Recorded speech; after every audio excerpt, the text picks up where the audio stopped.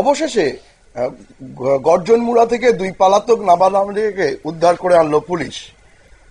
গত 22 দিন ধরে ওই দুজন নিখোঁজ ছিল।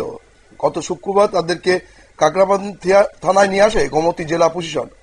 উল্লেখ্য, নাবালিকার পরিবার থেকে কাকরাবন থানায় গত জুলাই মাসের 18 তারিখে লিখিত অভিযোগ দায়ের করার পর মহকুমা পুলিশ আধিকারিক নির্মাণ দাস সহ কাকরাবন থানার ওসি জয়ন্ত মালাকারের তৎপরতার সঙ্গে পদক্ষেপ নেন।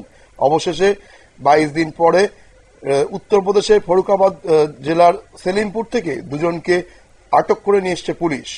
গত রবিবার ইউপি পুলিশের একটি টিম দুজনকে কাস্টডিতে নিয়েছিল। আর এই খবর নিশ্চিত হওয়ার পরেই রাজ্য পুলিশের একটা টিম সেখানে রওনা দেয়। পলাতক দুই নাবালক নাবালিকার বাড়ি উদয়পুর মহকুমার কাকরাবন থানার অন্তর্গত গর্জনমুড়া এলাকায়। জানা গেছে, ছেলেটির বাবা বর্ডার সিকিউরিটি ফোর্সে কর্মরত, বর্তমানে কাশ্মীরে রয়েছেন তিনি। গোমতী জেলা এবং উদয়পুর মহকুমা পুলিশ দুই নাবালক নাবালিকাকে উদ্ধারে সক্রিয় ভূমিকা পালন করেছে।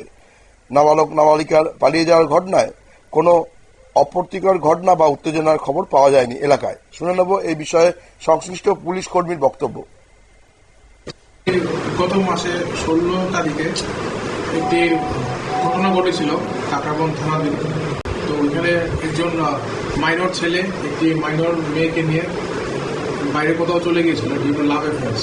তো সেই সূত্রে এলাকাতে একটু গরম হয়ে উঠেছিল এবং ল অ্যান্ড অর্ডার সিচুয়েশন হয়েছিল। প্রথমত আমরা এখানে স্টাফ ডিল করি এবং সিচুয়েশন কন্ট্রোল করি।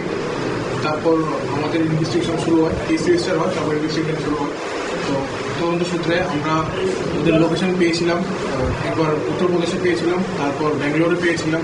তো কন্টিনিউয়াস আমাদের যে টিম ছিল পুলিশের, তো ওরা কন্টিনিউয়াস মনিটর করছিল এবং শেষ পর্যন্ত আমরা উত্তরপ্রদেশ সেলিমপুরে ওদের লোকেশন পেয়েছি এবং উত্তরপ্রদেশ পুলিশের সহযোগিতায় এবং আমাদের পুলিশ টিম ওইখান থেকে ওদেরকে রিকভারি করে আজকে কাকরাবন থানাতে নিয়ে আনা হয়েছে।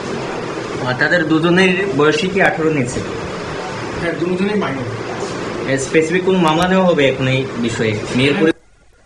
আমরা শুনে নিলাম পুলিশ আধিকারিকের বক্তব্য। উত্তরপ্রদেশ থেকে এইভাবে ওই নাবালক নাবালিকাকে উদ্ধারের ঘটনায় এলাকার মানুষের মধ্যে খুশির হাওয়া লক্ষ্য করা গেছে। নজর রাখবো পরবর্তী খবরের দিকে। তার আগে নিয়ে নেব ছোট্ট একটা বিজ্ঞাপনের বিরতি।